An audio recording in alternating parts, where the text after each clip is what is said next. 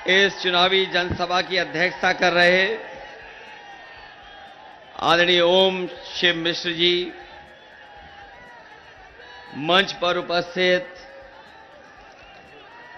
महान दल के राष्ट्रीय अध्यक्ष केशव देव मौर्य जी, पूर्व सांसद कैलाश यादव जी, हमारे आपके और समाजवादी पार्टी के प्रत्याशी देवेश साक्य जी, मंच पर उपस्थित पूर्व विधायक मंत्री विनय साक्य जी,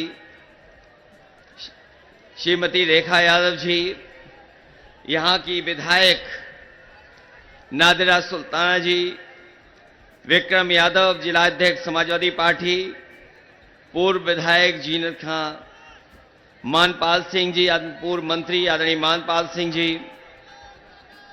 श्रीमती किरण यादव जी, सतवान साकी जी, मनीष यादव, राकेश राजपूत, जयप्रकाश मौर्य जी, अदनान मियां साहब, देव राजपूत जी, अविनाश, राकेश वाल्मीकि जी, महेश दिवाकर जी से लेकर के बड़ी संख्या में जो साथी बैठे हैं, प्रविंदर राणा जी जो अभी समाजवादी पार्टी में शामिल हुए हैं, प्रविंदर राणा जी, कमल सिंह लोधी जी, पुष्पेंद्र धनगर जी, पंकज पुंडे जी, हेमलता लोधी जी, राजवीर सिंह जी और हमारे हसरतुल्लाह शेरवानी जी, नाशी खां जी से लेकर के बहुत सारे हमारे साथी जो मंच पर उपस्थित हैं, जो हमारे मंच पे हैं, सभी समाजवादी पार्टी, कांग्रेस पार्टी और आप पार्टी के सभी नेतागण जो दूसरे मंच पे हमें दिखाई दे रहे हैं, सभी समाजवादी पार्टी के नेता कार्यकर्ता और इस चुनावी जनसभा में उपस्थित हमारे सभी आदरणीय बुजुर्ग, किसान भाई और बड़ी संख्या में नौजवान साथी पत्रकार बंधुओं, मैं सबसे पहले इस चुनावी जनसभा में आए हुए आप सब लोगों का बहुत बहुत धन्यवाद और आभार प्रकट करना चाहता हूं। मैं देख रहा हूं जहां 40 डिग्री से ज्यादा आज टेम्परेचर है और उस मंच से लेकर के जनसभा जहां लोग आपस में खड़े हुए हैं, जहां हम लोग खुले में खड़े हैं, हो सकता है वहां तापमान कम हो, लेकिन जहां आप लोग खड़े हैं एक दूसरे के साथ बिल्कुल बराबर खड़े हुए हैं, मैं समझता हूं हम लोगों से ज्यादा तापमान वहां हमें दिखाई दे रहा है। मैं सबसे पहले भगवान बरहा जी के इस मोक्ष स्थली को प्रणाम करता हूं। इस धार्मिक स्थान जहां पर न केवल आपके आसपास के बल्कि प्रदेश और देश के लोग यहां आते हैं, ऐसी पौराणिक और धर्म से जुड़े हुए स्थान का सबसे पहले मैं नमन करता हूं। साथ ही साथ ये वो क्षेत्र है जहां से एक भाईचारा का संदेश आज से नहीं सदियों से जाता रहा है। अगर एक तरफ जहां भगवान तुलसीदास जी और दूसरी तरफ जहां पर हमारे बहुत ही बड़े और जिनको न केवल भारत में बल्कि दुनिया में जिन्हें उनके अपने काम की वजह से और साहित्य को लेकर के पहुंचाने की वजह से हम और आप लोग जानते हैं, जहां एक तरफ तुलसीदास जी हैं वहीं दूसरी तरफ खुसरो को भी हम लोग आप लोग सब जानते हैं। ये वो स्थान है जिसने मिली जुली संस्कृति को और भारत की संस्कृति को ऊंचाई तक पहुंचाने का काम किया है। ये वो स्थान है जहां पर हम सब मिलकर के रहते हैं। वहीं हम आपसे निवेदन करने आए हैं, जहां हमारे बगल में इन्हें रुका रहने दो, यहीं पर रुका रहने दो, बस जो जहां है वहीं खड़ा रहे। हमारे बगल में मां गंगा का भी एक पुराना महत्व बना रहा है। इसलिए जहां आज तीसरे चरण के लिए हम आप लोगों से मतदान के लिए अपील करने आए हैं, वहीं आप लोगों ने जाना होगा और जानकारी मिल गई होगी कि पहले चरण से ही इंडिया गठबंधन बढ़त बना चुका है और जो पश्चिम से हवा चली है, जो अब इस क्षेत्र से गुजर करके जाएगा चुनाव, हमें पूरा भरोसा यहां के किसान नौजवान मिलकर के भारतीय जनता पार्टी का पूरा सफाया करने का काम करेंगे। ये भारतीय जनता पार्टी के लोग, इनके दिल्ली वाले और लखनऊ वाले आपके बीच में आकर के न जाने कौन कौन सी बातें रख रहे हैं, लेकिन मैं जानता हूं ये जागरूक जनता है, समझदार लोग हैं। ये 10 साल जो दिल्ली की सरकार के जो 10 साल गुजरे हैं, अगर उसका आकलन करेंगे और पीछे मुड़ करके देखेंगे तो आपने देखा होगा कि किसान के सामने कितना संकट पैदा किया। ये वही सरकार है, दिल्ली में पूरे देश का किसान गया और किसान ने कहा कि हमें एमएसपी का अधिकार मिलना चाहिए, क्योंकि भारतीय जनता पार्टी के लोगों ने वादा किया था कि जब वो सत्ता में आ जाएंगे तो हर किसान की आय दोगुनी कर देंगे। फसल की कीमत इतनी होगी कि किसान की आय दोगुनी हो जाएगी, मुनाफा होगा किसानों को।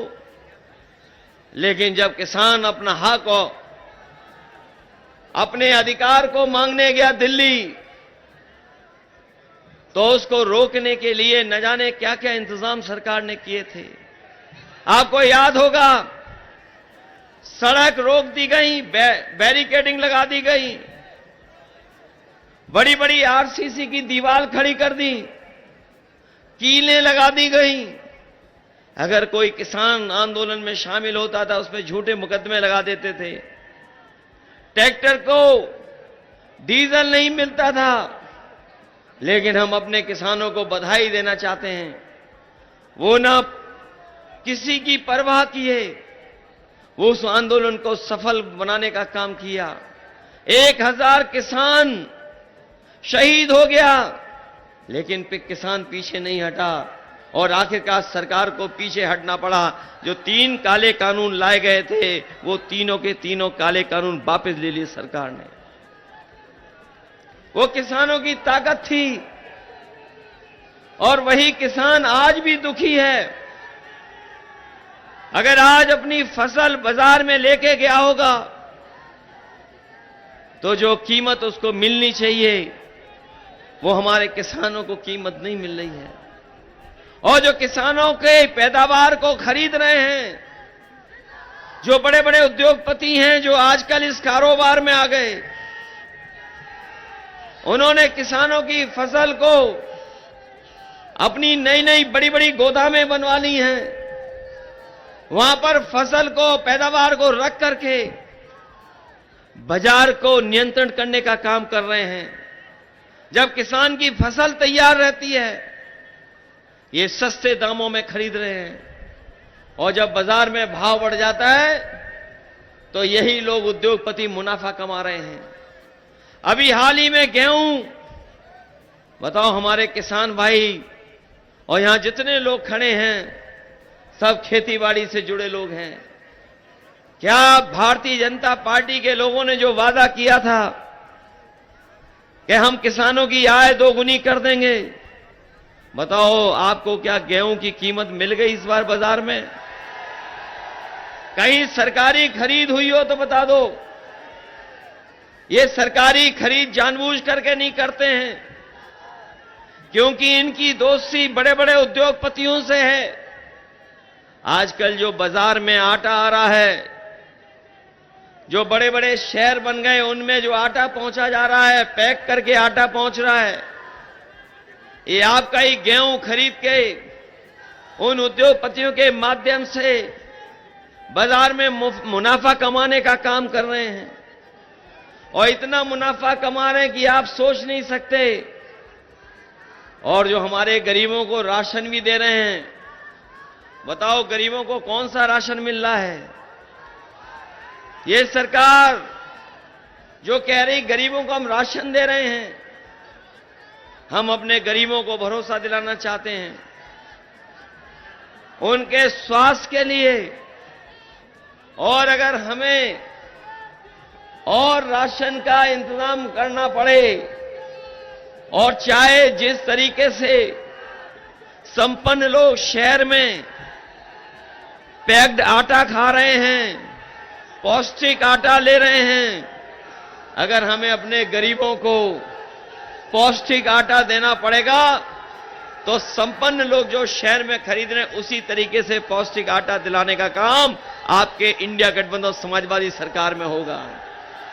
और केवल आटा से काम नहीं चलेगा, ये जमाना डाटा का भी है। डाटा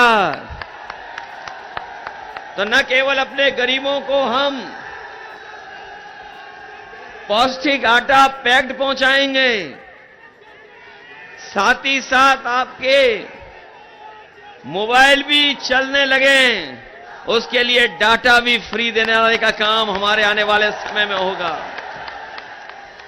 और इसलिए जरूरी है, याद होगा आपको कि जब कोरोना आया था तो संपन्न लोगों के परिवार के बच्चे तो पढ़ लिख लिए थे क्योंकि ऑनलाइन पढ़ाई हो जा रही थी। जिनके पास अच्छे मोबाइल थे, इंटरनेट था, लैपटॉप था, उनके बच्चे तो ऑनलाइन पढ़ सकते थे। हमारे नौजवान जानते होंगे आजकल बहुत सारी पढ़ाई, बहुत सारी जानकारी, बहुत सारी सुविधाएं ऑनलाइन हैं। हमारा गरीब कहां से इंतजाम करेगा? इसलिए जिस तरीके से समाजवादी सरकार में हम लोगों ने गरीबों को लैपटॉप बांटने का काम किया था, जो आज भी चल रहे होंगे, इसलिए गरीबों को न केवल सरकार की कामकाज से जोड़ने के लिए बल्कि डाटा की फ्री सुविधा देने का काम भी हम लोग समाजवादी सरकार में करेंगे। ये हमारे नौजवान जिन्हें मैं देख रहा हूं, बड़ी संख्या में नौजवान आए हैं और ये नौजवान इतने हैं कि मैं देख रहा हूं चारों तरफ हमें नौजवान किसानों के साथ दिखाई दे रहे हैं। ये नौजवान ये जानते होंगे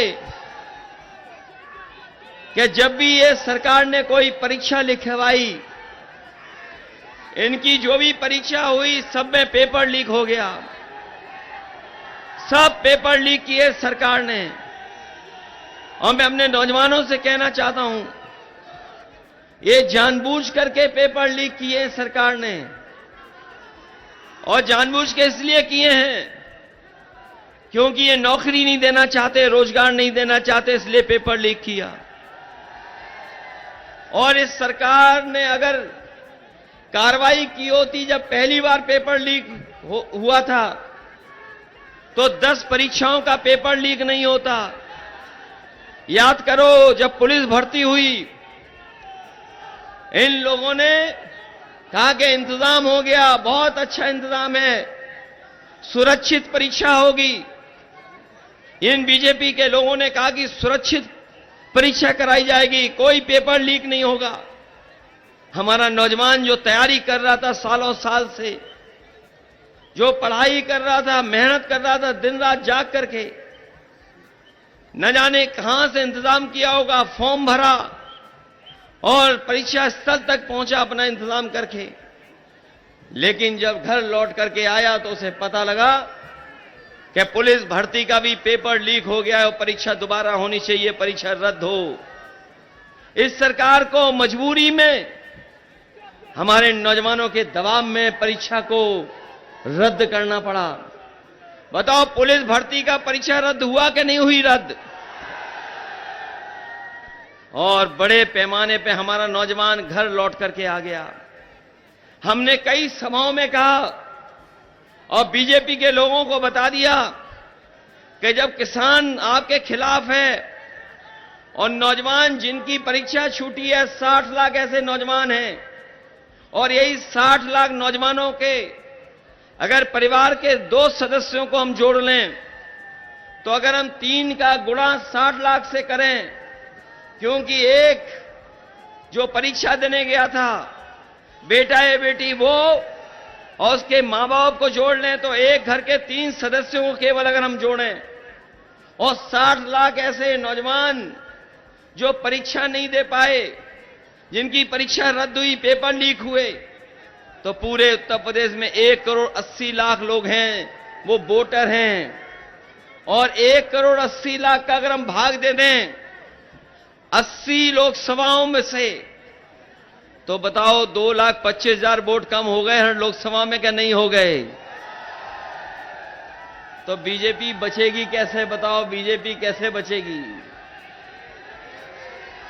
याद रखना नौजवान, ये नौकरी और रोजगार तो छीना ही छीना है, लेकिन घर जाकर के सोचना, इन बीजेपी के लोगों ने 1/3 जीवन आपका बर्बाद कर दिया, आपकी 1/3 जिंदगी बर्बाद कर दी।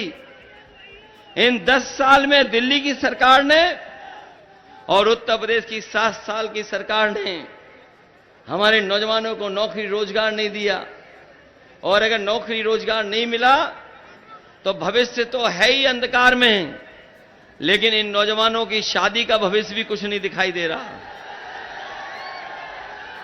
बताओ आपकी 1/3 जिंदगी बर्बाद कर दी कि नहीं कर दी बर्बाद?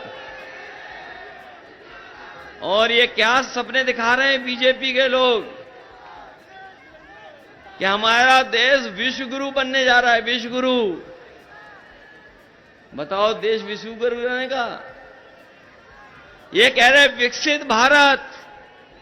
अगर हमारे प्रधानों ने सहयोग नहीं किया होता विकसित यात्रा का, तो बीजेपी वाले विकसित यात्रा भी नहीं करा पाते। ये जितनी विकसित यात्रा हुई है गांव-गांव जाकर के, ये हमारे प्रधानों से पैसा वसूला गया। बताओ प्रधानों से पैसा वसूला गया था कि नहीं वसूला गया? समाजवादियों ने तो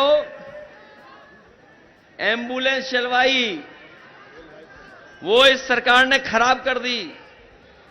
जिला अस्पताल अच्छे किए जिससे गरीब का इलाज हो जाए, लेकिन इस सरकार ने ना जिला अस्पताल ठीक किया, और जो एम्बुलेंस चल भी नहीं थी वो खराब कर दी, और एक भी एम्बुलेंस बढ़ाई नहीं।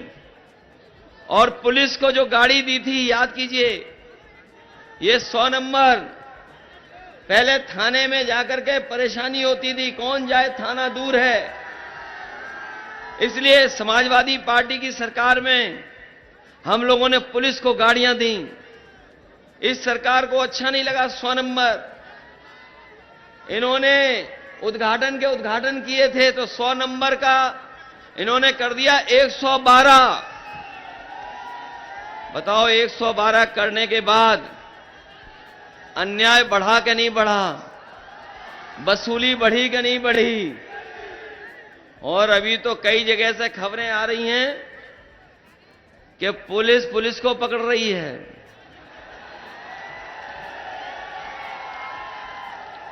कोई चांदी लेके भाग रहा था, पुलिस ने पकड़ लिया। वो चोर नहीं था, वो पुलिस खुद थी। तो सोचिए, पुलिस चोर पुलिस को पकड़ रही है। एक गोरखपुर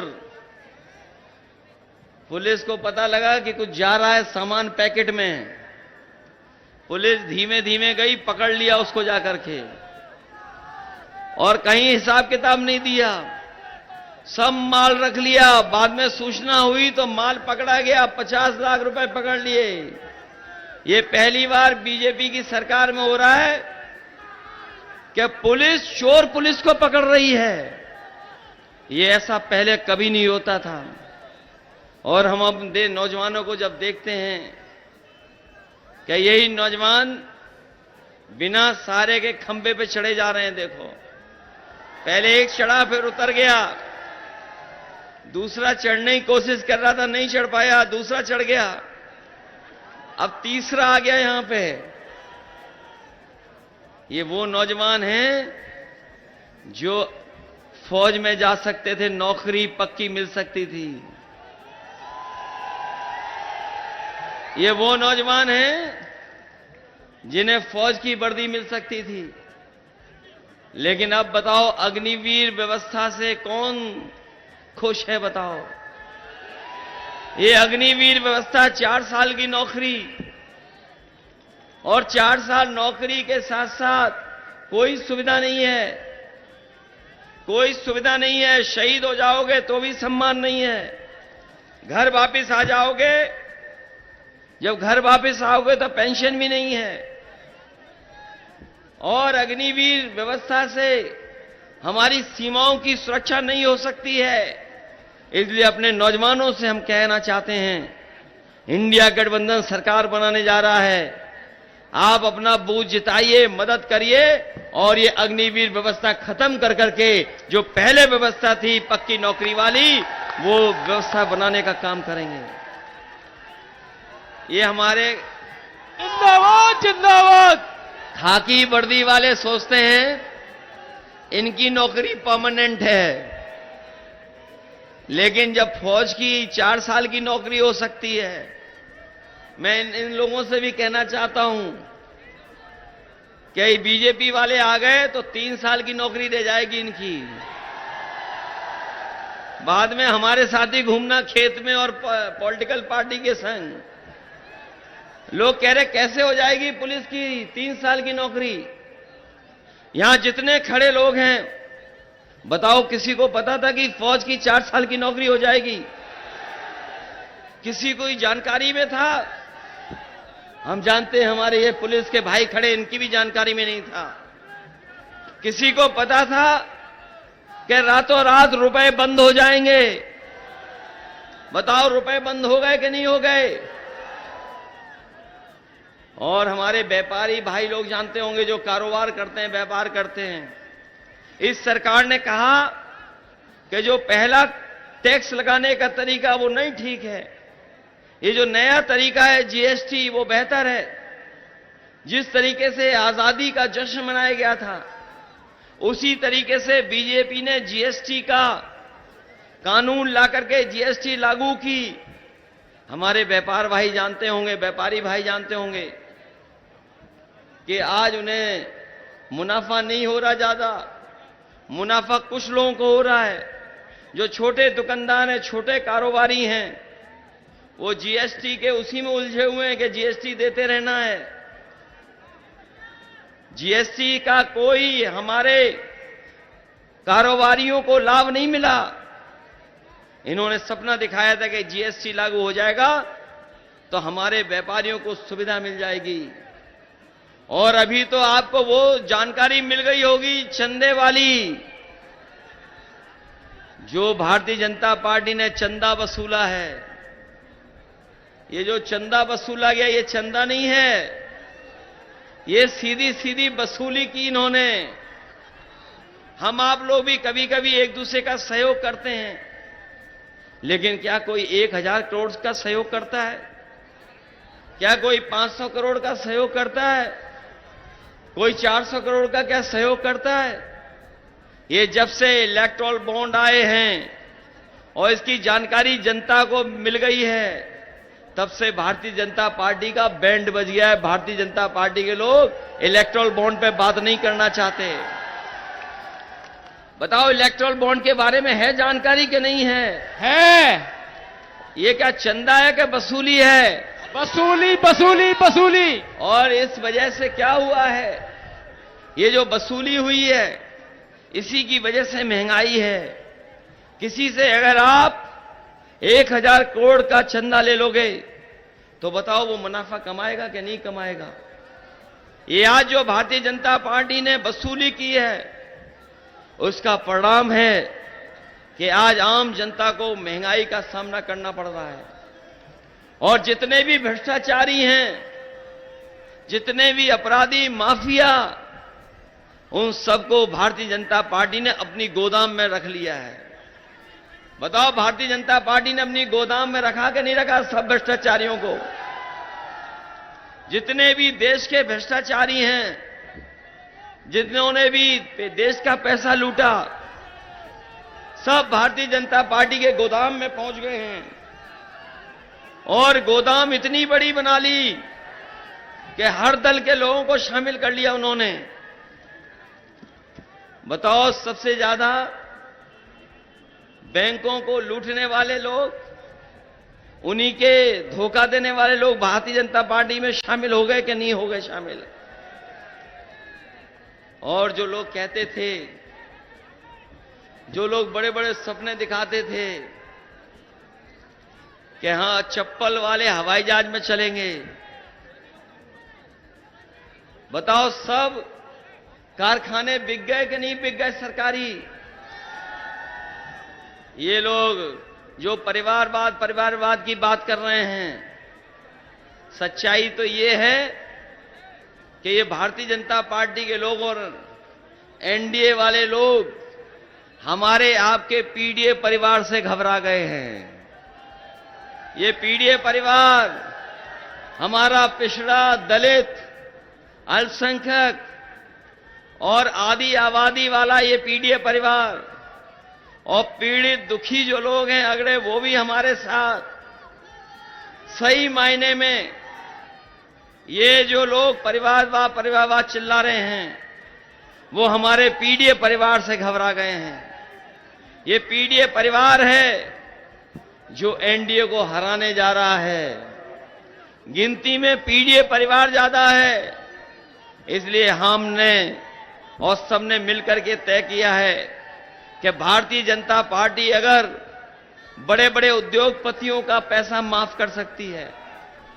आपको जानकारी होगी कि बीजेपी की सरकार में बड़े बड़े उद्योगपतियों का कर्ज माफ हुआ है और पिछले 10 साल में भारतीय जनता पार्टी ने 16 लाख करोड़ रुपए बड़े बड़े उद्योगपतियों के माफ किए हैं। और जब माफ करने का फैसला लिया तो फैसला यह लिया कि जिसका भी कर्ज 5 करोड़ से ऊपर है उसका पूरा कर्ज माफ हो जाएगा, बैंक को देना नहीं पड़ेगा पैसा। और उसका परिणाम यह है कि बैंकों ने 16 लाख करोड़ रुपए बड़े बड़े उद्योगपतियों के माफ किए। और केवल माफी नहीं किया, माफ हो गया, उसके बाद उन्हीं उद्योगपतियों को इन्होंने कर्ज दिलवा दिया। कहीं दुनिया में ऐसा होता हो तो हमें बता दो कि पहले कर्ज लिया, उसको सरकार ने कर्ज माफ कर दिया और फिर उन्हीं को कर्ज दिलवा दिया। इसलिए हम अपने किसान भाइयों को कह करके जा रहे हैं, अपने गरीब किसान भाइयों को गरीब भाइयों को कह के जा रहे हैं, इंडिया गठबंधन सरकार में आएगा तो हमारे किसानों का पूरा कर्ज माफ होगा, उसमें कोई दो राय नहीं होगी। जब ये 16 लाख करोड़ माफ कर सकते हैं, 5 करोड़ से ऊपर वाला जिन्होंने कर्ज लिया उनका कर्ज माफ कर सकते हैं, तो हमारे किसानों का, गरीबों का तो केवल लाखों लाख है। यहां सभा इतनी बड़ी है, कोई 1 करोड़ वाला कर्जदार नहीं होगा। अगर कर्जदार होगा तो लाखों वाला होगा, करोड़ों वाला नहीं कोई होगा कर्जदार। ये बीजेपी के लोग बड़े बड़े उद्योगपति, बड़े बड़े कारोबारियों की मदद कर रहे हैं। ये इंडिया गठबंधन और समाजवादी पार्टी के लोग अपने गरीब किसान और गांव में रहने वालों का कर्ज माफ करके उनकी मदद करने का काम करेंगे। इसलिए ये चुनाव संविधान बचाने का भी है। आपने देखा होगा भारतीय जनता पार्टी धीरे धीरे संविधान को खत्म करना चाहती है। याद रखना, संविधान खत्म हुआ तो हमारा आपका वोट देने का अधिकार भी छिन जाएगा। कोई वोट देने का अधिकार नहीं रहेगा आपका। इसलिए आज आप लोग संकल्प लें कि जो संविधान हमें बाबा साहब भीमराव अंबेडकर जी ने दिया, जो संविधान हमें अधिकार देता है, जो संविधान हमारा मान सम्मान बचाता है, जो संविधान हमें बराबर का आगे बढ़ने का मौका देता है, जो संविधान हमें आरक्षण देता है, उस संविधान को बचाने का काम करना। संविधान बचेगा तो हमारा आपका लोकतंत्र बचेगा। नहीं तो याद रखना, ये भारतीय जनता पार्टी के लोग ये संविधान को भी बदल देंगे, लोकतंत्र को खत्म कर देंगे। इसलिए मैंने कई मौकों पर कहा, ये 2024 का चुनाव संविधान मंथन का भी है। एक तरफ वो लोग हैं जो संविधान को बचाना चाहते हैं, संविधान की रक्षा करना चाहते हैं, दूसरी तरफ वो लोग हैं जो संविधान के भक्षक हैं, संविधान को खत्म करना चाहते हैं। यहां जितने हम लोग हैं, ये वो लोग हैं जो संविधान को बचाना चाहेंगे। बताओ, संविधान को बचाओगे कि नहीं बचाओगे? मैं जानता हूं इस बार एटा और कासगंज के लोग जो संविधान बदलने वाले हैं, उनको बदलने का काम करेंगे इस बार। बताओ, बदलोगे कि नहीं बदलोगे? उनको बदलोगे जिनकी हर बात झूठी, जिनके वादे झूठे। बताओ, बदलोगे उन्हें कि नहीं? इससे अच्छा गठबंधन क्या हो सकता है? बताओ, सब साथ आ गए, महान दल भी साथ आ गया, महान दल भी साथ है, और हमारे पीडीए परिवार का ही प्रत्याशी है देवेश साहब के। बताइए, मदद करोगे सब लोग? ये मौका है कि नहीं लाखों लाख वोट से जीतने का? जो लोग हम लोगों को छोड़ के भी जा रहे हैं, वो छोड़ के नहीं गए हैं, वो छोड़ के नहीं गए हैं। हम लोग जीतेंगे, उन्हें भी ले आएंगे इधर ही। इसलिए जिताइए, मदद करें। बहुत दिनों से एटा में लोग बैठे हुए हैं। बताओ, सांसद लोगों ने क्या काम किया है? बताओ, 10 साल का हिसाब किताब क्या है किसी सांसद का? क्या हिसाब किताब है 10 साल का? बताओ आप।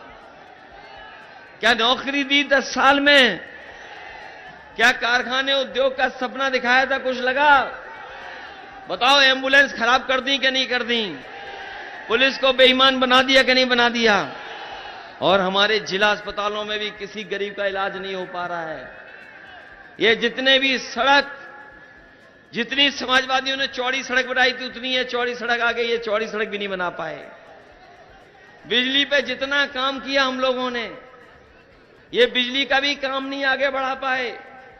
ये जो आज बिजली मिल भी रही है, ये समाजवादियों की देन है। समाजवादियों ने अगर सब स्टेशन न बनाए होते, समाजवादियों ने अगर तार नए न लगाए होते, उस समय पर फैसला न लिया होता, और बड़े बड़े कारखाने जो बिजली के लगाए थे, अगर वो न लगाए होते तो आज उत्तर प्रदेश में बिजली नहीं होती। मुझे याद है एटा में, और आपने देखा होगा, इधर आसपास का सबसे बड़ा कारखाना बिजली का लगने जा रहा था, लग चुका है। कब शुरू किया था याद करो आप? कभी एटा की जीटी रोड पे देखे गए कि बड़ा बड़ा एक प्लांट लग रहा है वहां? वो हम लोगों ने लगाना शुरू किया था। ये अगर लगा के तैयार कर देते तो आपको बिजली का बिल इतना महंगा नहीं देना पड़ता। बताओ, बिजली का बिल ज्यादा देना पड़ रहा कि नहीं देना पड़ रहा?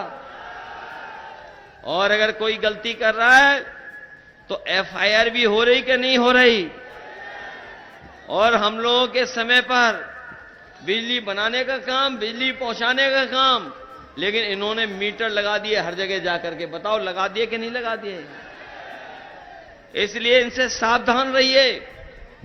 ये वो लोग हैं जो धोखा देना चाहते हैं, जनता को गरीब रखना चाहते हैं, जनता के दुख दर्द में कोई मदद नहीं करना चाहते।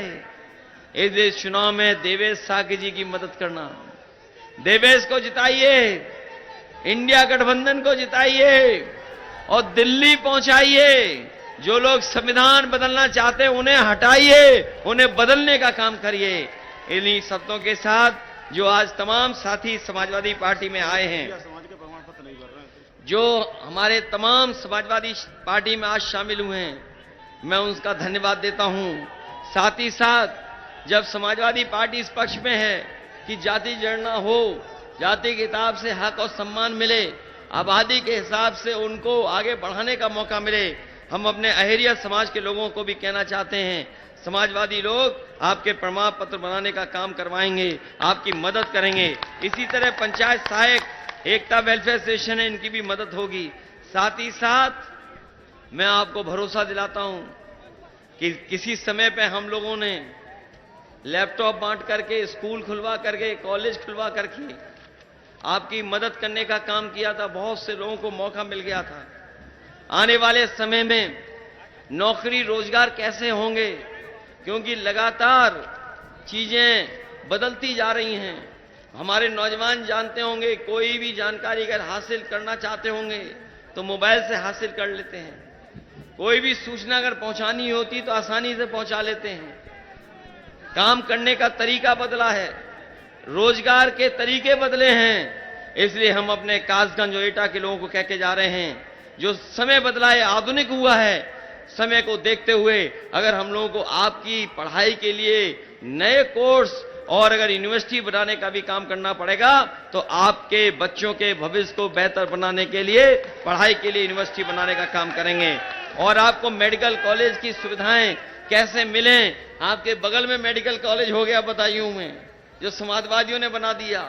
इधर भी मेडिकल कॉलेज हो गया, इधर भी मेडिकल कॉलेज हो गया, तो मेडिकल कॉलेज इधर भी बनना चाहिए। चारों तरफ मेडिकल कॉलेज बन गए, तो जब हर जिले में मेडिकल कॉलेज बन रहा है तो आपके जिले में भी मेडिकल कॉलेज बने, उस दिशा में हम लोग काम करेंगे।